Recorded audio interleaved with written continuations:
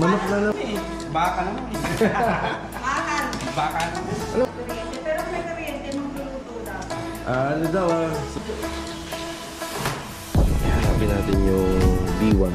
So, sana yung 16mm doon po yung gagamitin. Bali, dadalhin namin ni Mrs. muna to doon sa pagawaan.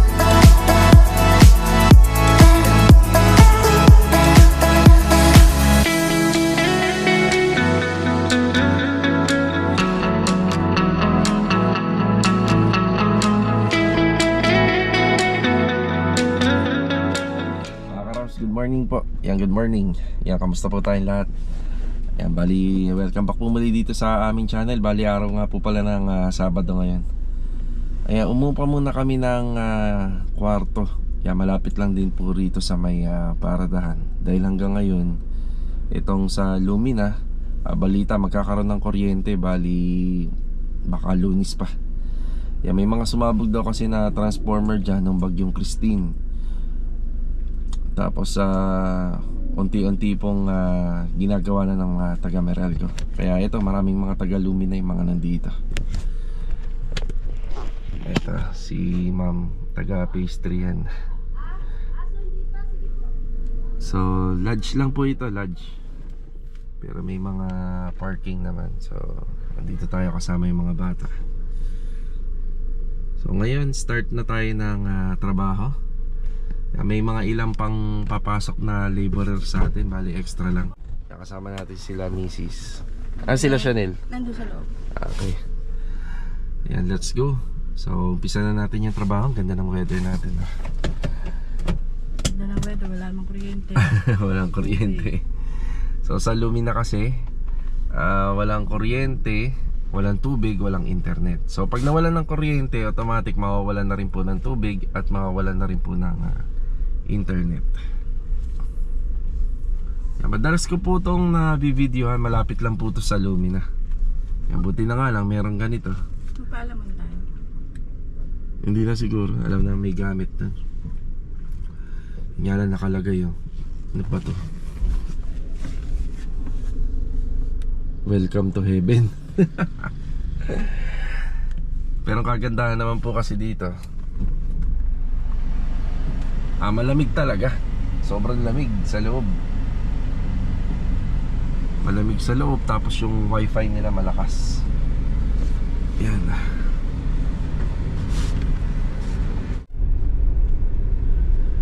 Yung mga karohos, meron na nga po palang papasok sa Anyana. So yan, magkakasikasa na tayo. Tapos ilan sa mga grupo may iwan po rito para sa mga house renovation natin. Kaya ito mga karohos, samahan nyo po muli kami ngayong araw po ng Sabado. Yan, pamerienda tayo mamayang hapon. At saka payroll. Saan mo gagawin yung payroll, Joy? Diyan na? Okay, let's go and enjoy watching po. Morning, pre! Ayan, good morning kay Master Batang at saka sa alak niya na si Saiden. So kahapon nga po pala mga karos, naputol yung vlog natin. Nalobat din po itong natin, yung camera. Bali yung sitwasyon nga po pala rito karos sa Lumina, talagang eto, sa bumbero pa rin po tayo umaasa ng tubig. Kaya yung pamilya ko pinagano ko muna dun sa lodge para at least maginhawa. Pero yung mga nandito na umaasa sa tubig, ganito yung sitwasyon natin. Yan, rasyon. Kasi hindi po gumagana yung tangke kapag wala pang kuryente. Pero yung palengke, yung bagtas, may ano naman, may kuryente naman. Bukod tanging itong Lumina, wala. Ayan o. Ang hirap po niyan. Gigigib ka. Haba ng pila. Pag wala ka pang sasakyan, buhatin mo yan. Tapos may mga matatanda pa, senior. Ayan. Tubig. Di baling wala ng kuryente, basta may tubig. Yun ang mahalaga.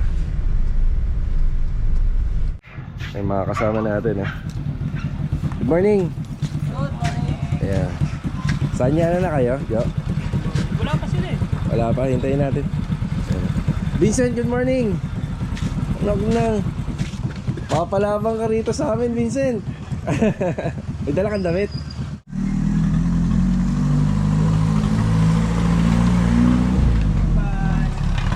Pasok na rin yung mga tagaan niya na. Yan sila Master Jojo, si Kuya Boy, si Sandy, si Adonis at saka si Louie.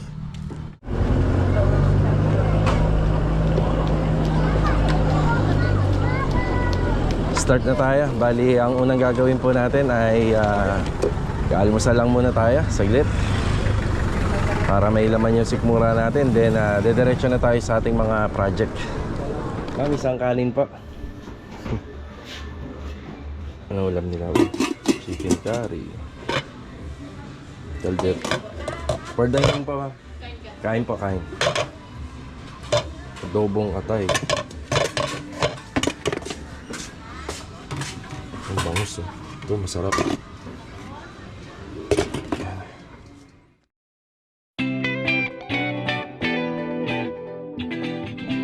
Nandito tayo sa phase 3. Ito muna yung una natin pinuntahan.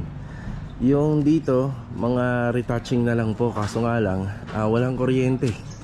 Yan, kaya wala mo nang tatao dito. Halos okay na to.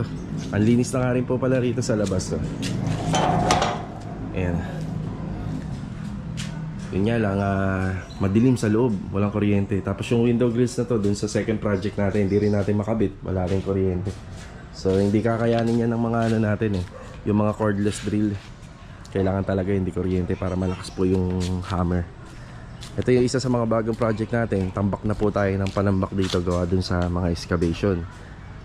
Pina-schedule ko to kahapon pero hindi yata nakapunta dahil wala nga rin kuryente. Madilim dito. Kadalasan ho kasi hinahakot nila to gabi. So wala tayong mga ilaw sa poste. Kaya hindi rin po nila nahakot, sobrang dilim.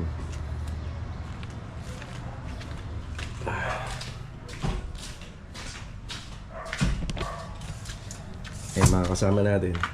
Kuya Richard, good morning uli. Good morning. Si Kuya Gilbert pala yun. Ayun, good morning Kuya Gilbert. Good morning. Saka si Vincent. Yan, anak ni Master Batang. Yan malalalim din yung mga ano natin dito. Yung mga hukay kasi proposed plan po to sa structural. So yan na muna. Tapos ito, ginamit lang po yung owner. Kapag ka makaluwag-luwag, hahakutin na po yan. May isang hakutan lang naman yan. Ang ano natin dito, ang plano, kailangan matanggal po lahat ng kalat sa harapan. Kaya kailangan magawan po natin ng paraan yan para dun sa mga first batch ng ating mga materyales, clear na po yan, may paglalagyan na. So sa ngayon yan lang muna. Dito na nga pala yung delivery natin, yung angle bar at saka yung steel matting. Yung mga tubular, kami na mismo yung magpapasok. Yun nga lang, walang kuryente, hindi natin mapafabricate to. Ganda ng service ni Bilog ngayon e-bike. Ayan, dito po nagtatrabaho si Bilog. Ito nga po pala yung mga nagawa kahapon. Ito yung gusto nating mangyari. Yan, natuwa naman po ako nung natapos po yung mga installation ng tiles sa poste at saka dun sa cladding. Yan, ganda. Ayan, maraming salamat sa mga kasama natin, lalo na rin kay Kuya Richard. Ganda. Ganda. Yan. Hello, good morning. Good morning. Oy, si ano, pangalan nito? Rusty mo. Justin? Rusty mo. Rusty. Ayan, good morning. Ayan, good morning sa kanila. Feeling. Pero, teka. 4 na ilaw na log na. At saka isang exhaust. Dito ka lang doon kaya sir. Saan ba na? Dito. Exhaust, yung exhaust. Okay, sakto. Tapos, ito yung slab natin. Ready na po ito para sa tiling kasunod nito. Kaso nga lang, hindi pa po masyadong pinagagawa ni Ma'am. So bebelo muna daw siya. Ceiling framing.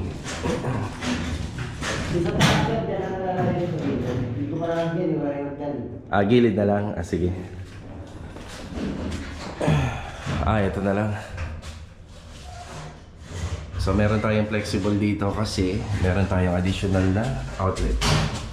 Tapos susukatan ko na nga po pala to. Yan para sa tiles. Nagpasa na po si Ma'am ng itsura ng tiles po nito.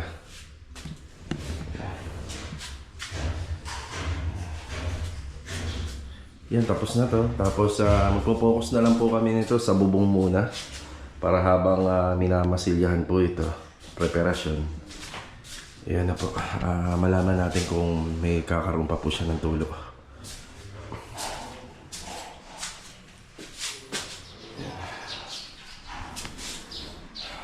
Ayos na. 2 kwarto sa 21 square meter. Tapos meron pang isang toilet area. Ganda, di ba?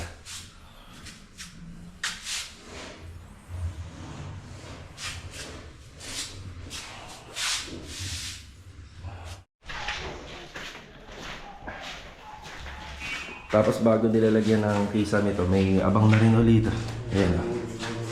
Ayan, may abang na po yan. Kasi kapag tinakpan natin ito, mahirapan po tayo mag-abang ng linya. At saka ito rin, naabangan na rin po yan. Mga linya na rin po yung pababa.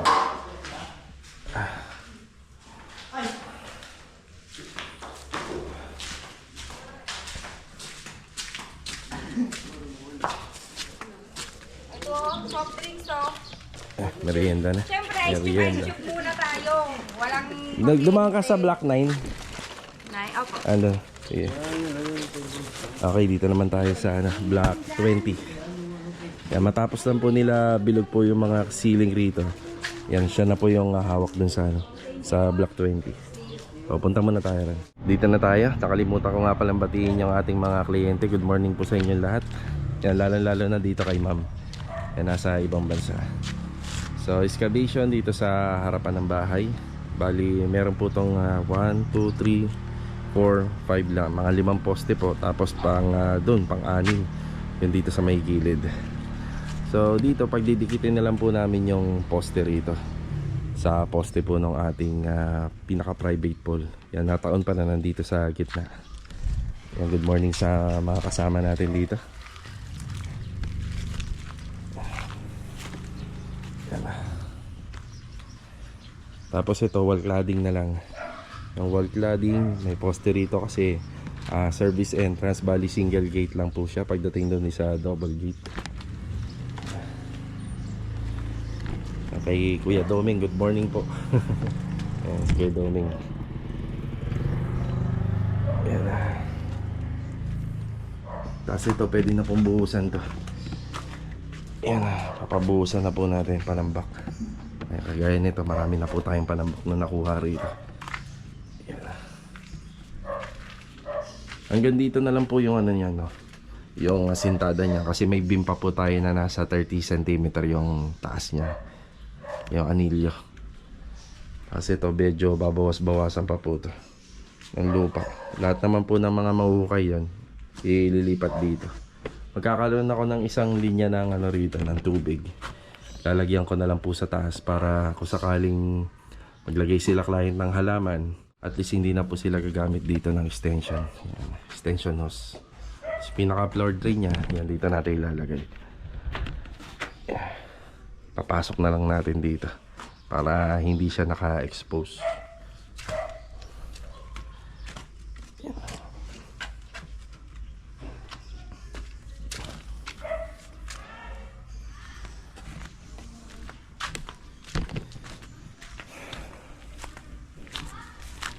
Yan, house extension. Yan lang muna.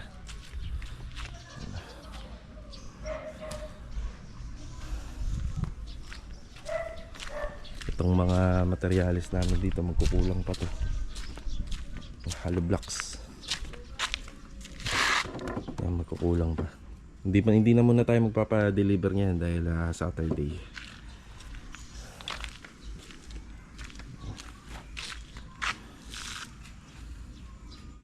Dito naman tayo kila Kuya Dindo tsaka kay Kuya Rigor.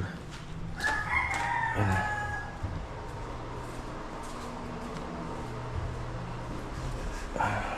Yeah, good morning po. Hi, good morning! Ay, good morning. Saan kaya hagdan natin, boss? Yung mahaba? Ang bakal. Teka lang, ano muna tayo. Si Kuya Rigor, good morning. Morning. Rigor ba sabi ko? Dindo, no? Kuya Dindo, no? Oo. Okay, hindi gatas. Yan, overall pain pa rin dito. Hirap mo, walang kuryente. Oo nga. Walang kuryente. Hindi ka malam na po. Oo. Yung pintura nito, tool white din. Yan. Halos parang carbon copy lang doon sa ginagawa namin sa phase 3. Tapos off-white din po yung kanyang mga kulay sa cabinet.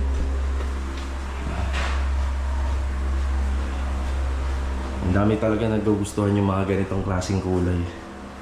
Yan, puti. Puti lang. Yan, para maluwag po sa mata tapos hindi masikip po sa sa bahay, tingnan. Ang magdadala na lang dito yung gamit sa design. And more on white. Ito yung kornisa niya, puti lang dito. Ito, pinuti lang namin, pero kung gusto ni client na papatungan ng ibang kulay, pwede naman yung ganitong kulay. Pwede rin naman. Yan, yung parang kulay ng mahogany. Maganda rin. Yan. Ito yung pinapaliwanag ko kahapon. Tingnan nyo yung ano niya. Ang lala, malala po yung mga pader, pibitak. Ngayon, pag pinasok ng tubig yan, lulusot yan doon sa loob hanggang sa pinakaloob sa baba. Meron pa kaming isang solusyon na pwedeng gawin dyan. Pwede namin grinderin yung pader ni client, pero magpapaalam lang tayo. Tapos yung pader na yun, nag-grinder, medyo lalaliman natin at saka uukaan natin ng konti, then mamasilahin natin. So dun pa lang magi-stop na yung problema sa leak. So hindi na siya papasok hanggang sa baba. Isa yun sa solution. Then solution din isa waterproofing. Yun nga lang, pag waterproofing mo yan, dapat habot yan hanggang dyan na. Para make sure na hindi talaga tatagos. So lumulusot siya sa pinakaloob hanggang sa pinakaloob po ng ating plastering sa baba. Kung magtataka kayo, may flashing naman. Bakit lumulusot yung tubig sa baba? Yan, overall paint po na rito. Yan. Dito tayo sa phase 4. Ito na yung mga nagawa rito. Yan, bali yung side by side ng harapan ng bahay. May framing na rin po yan para sa polycarbonate. Tapos ang finish nga po pala nitong harapan ng bubong, naka PVC ceiling po yan. Yan, meron na nga rin po palang bubong yan, naka flashing na rin pero hindi pa naka fix. Yan, ganyan na muna. Para pagka sinalpak natin yung polycarbonate, halos okay na. Tapos may kisame yan. Ito nga po pala, isa framing lang dun sa gate. Yung pinaka-materialis sa design, iuhuli na lang po natin. Yung pinaka-framing niya. So ito yung pinto. Yan, may hinges pero pwede ka dumaan dito. Ayan, diba? Ayan. Ayan, good morning muna, Ricky. Good morning, So si Marvin, ayun. Good morning, bro. Ayan, bali tiling. Ito nga po pala yung napili ni client sa Wilcon. Yan, sana walang mga basag, no, Rick, no? Meron po pero ito mga zero. Pang Siroho, ayun. Makapal naman siya kaya sigurado. Oo, malayo kasi ito. Malayo yung binilhan natin para hindi tayo madoble ng trabaho. So hindi pa nga po pala natin naayos yung bubungan nito. So may repair and maintenance din to. Yung kisame niya final ganyan. Tapos meron na nga lang mga konting design. Yung kinakabit ni Ricky na tiles hanggang dito yan sa back extension. So madilim na rito. May ano na rin yan. Yung mga trusses na kompleto, may bubong. Wala pa nga lang kisame. Yan, sa mga susunod na araw, magpo-provide na tayo ng ilaw para maliwanag dito hanggang doon sa likod. Tiles, 60 by 60. Yan, matte tiles. Okay na muna tayo rito sa Lumina. Yan, bali papunta po tayo ng Anyana po ngayon. Si Mrs. Nabili lang po ng pagkain para sa tropa. So inihaw na lechon manok na lang po para hindi na po tayo mag-aasikaso. So kadalasan po kasi ginagawa natin dito sa Anyana, yung meal nila na pangtanghalian, pinaluluto po natin kay mama. Si mama po yung nagluluto. Kaso nga lang, yun nga, wala po kuryente sa bahay. Yan, para mabilisan na lang. After lang natin dito, diretso na po tayo sa Anyana. Yan, shoutout kay Sir Jerry, tsaka kay Ron Magalang. Yan, God bless po sa inyo and always ingat palagi. Tapos shoutout na nga rin po pala sa San Jose family at Baon family from US and Philippines. Yan, God bless po sa inyo. Yan. Good for ano na yan, good for 5 Sobra pa to. Sobra pa sa 5. Eh di ano, merienda. Wag sa kanila yan. Okay. Hindi na po kasi mag-uuwian yung tropa ron sa tanghali. Kaya yan, sinasagot natin yung kanilang pananghalian. So sa ano mga karo, sa ibang mga construction, so depende, may tinatawag na korpo. Yung maghahati-hati po sila, then ikakaltas po yun sa sa payroll every Saturday. Pero dito sa amin, paano na po namin yun, pakonsuelo namin sa mga manggagawa. Bigas, tubig na maiinom at saka yung pagkain. Transportation. Yan, yung transportation. Pag malayo lang, pag malayo yung project. Pero sa Lumina naman, nag-uuwian po sila. Dito na po tayo sa Anyana. Ayan, good morning po kila client owner, kay Sir and Ma'am. May si Louie oh. Mukhang gutom na eh. Mukhang gutom na si Louie. Sakto lang naman yung dating natin eh. Ayan.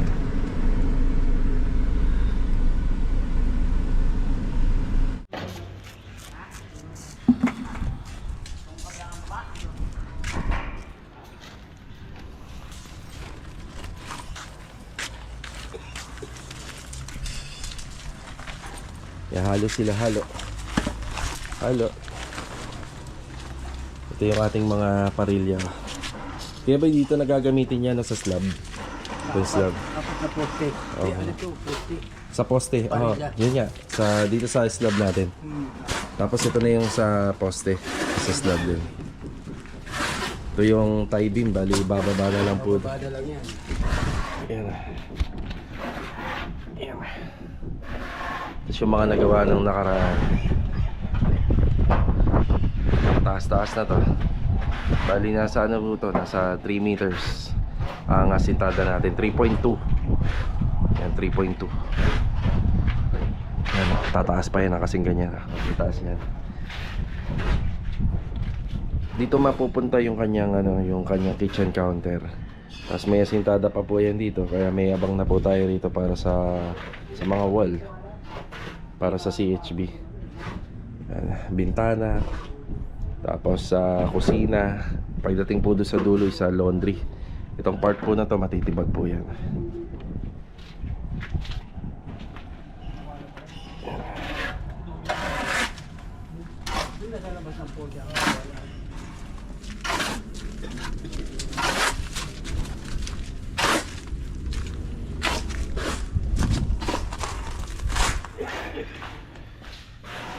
Sa loob,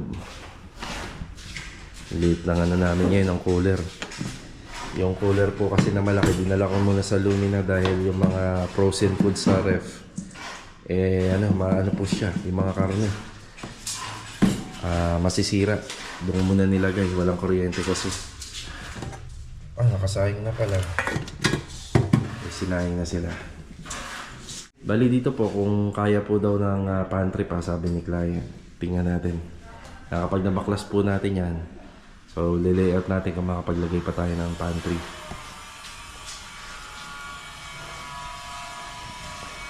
Ito na nga lang pala yung semento natin. Napakakonti na lang pala na kailangan natin dagdagan yun. Buhangin, graba. Kaya magpapapila tayo ng gate pass.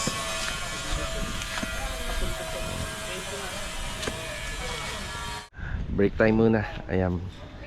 Dito magpapapasok muna tayo ng 50 simento. Tapos 30 dito, 30 na 16 mm. Yung sa plano, pati yung biga po rito. Yan yung biga rito, then yung poste papunta dun sa taas.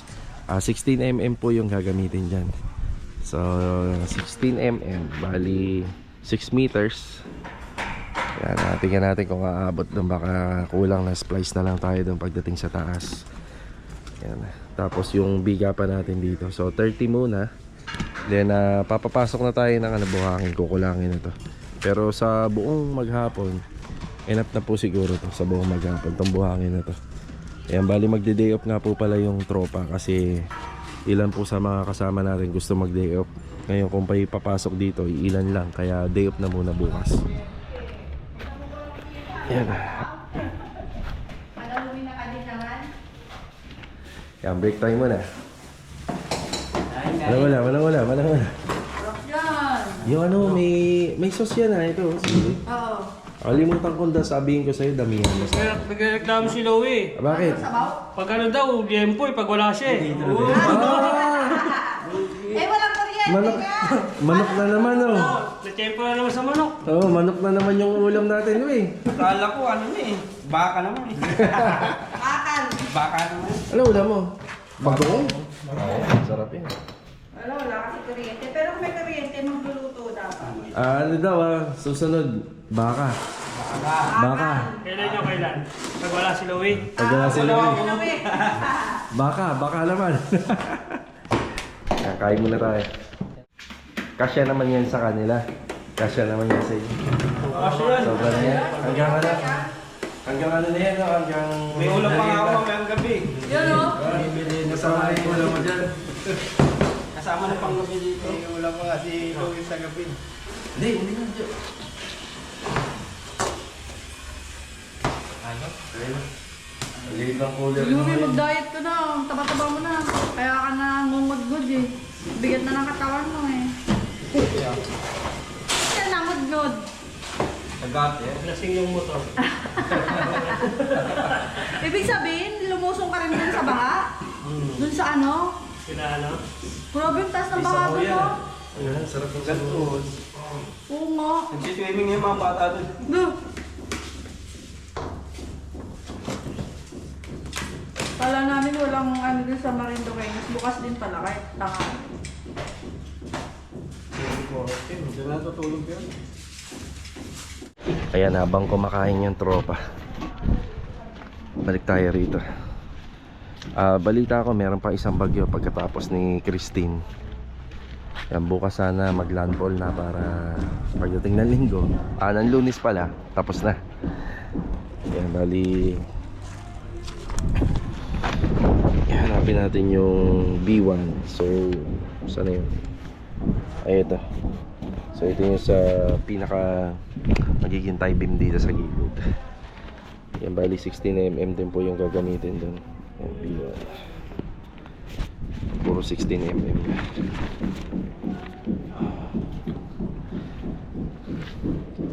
Pagdating po talaga rito, pagka iaangat na, mas maganda talaga naka puro 16mm yung gagamitin. Yung dito lang, tinibayan na po nung ano to, nung plano. Yan, tinibayan na kasi wala po tong ano, wala po tong CH belaying. Yan, bali nakahang lang po siya.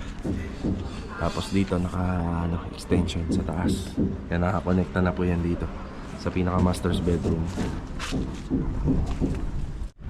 Okay, alis na muna tayo.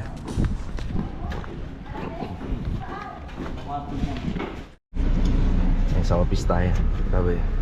So yun na. Okay.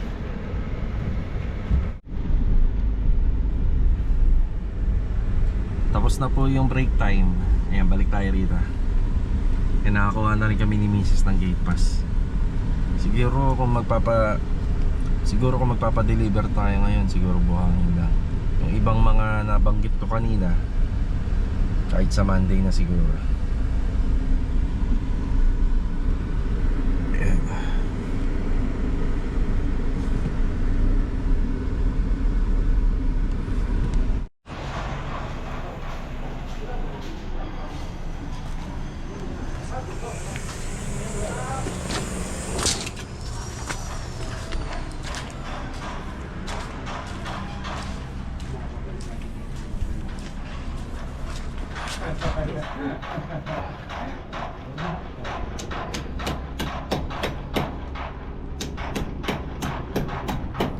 Ilang layer pa yan, Jo? Mga 3 pa? Dalawa na lang pagkatapos niyan. Ayan, dalawa.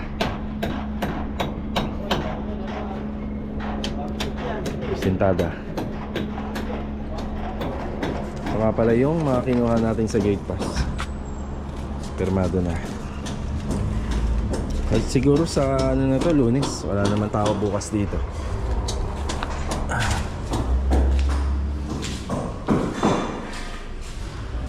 Yung inasintadahan nila, bali ano yun. Ayun o. 320 or 3.2. Medyo mataas-taas kumpara doon sa mga ginagawa namin sa Lumina.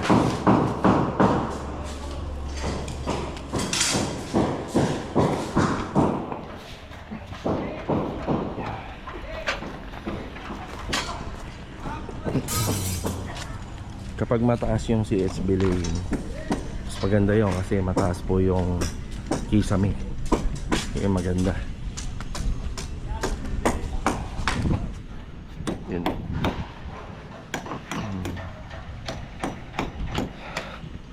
Ang bali ito, plastering. Palitada. Kailangan hindi tayo lalagpas sa building na yan para hindi tayo ma-violation.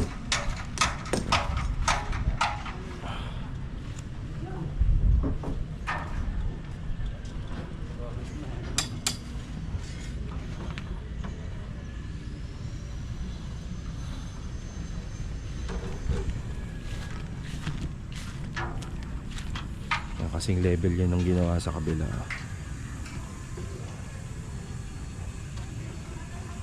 Dalawang layer pa.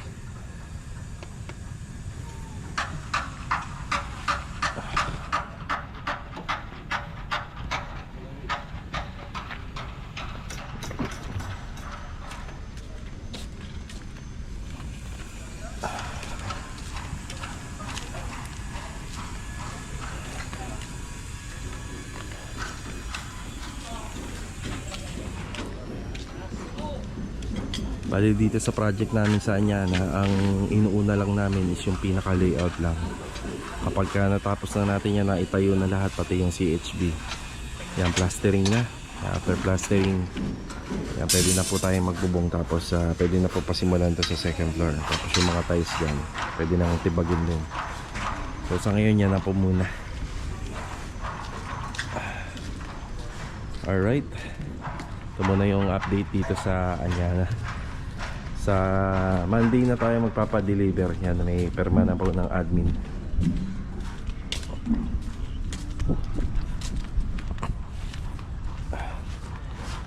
Don, tanong mo nga kay Aijo, wag na ako magpa-deliver, Monday na. Kahit yung buhangin ha. Ayan, sakto, kahit yung buhangin sa Monday na.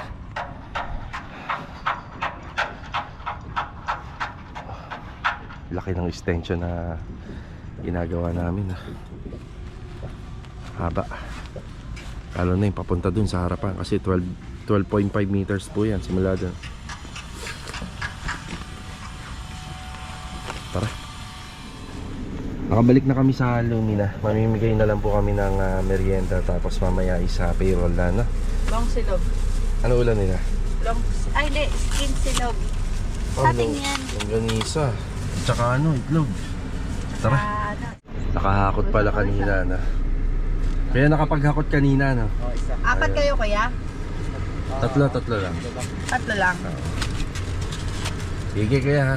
Thank you. Ayan, kanin yan.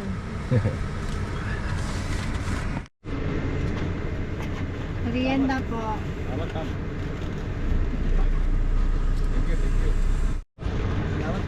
Sige. Wait lang.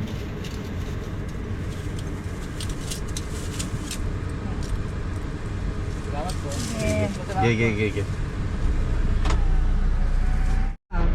Ay, dalawa pala hindi nagdala. Okay. Doon naman tayo sa Phase 4 kila Ricky. Tara. Ganda. Iga.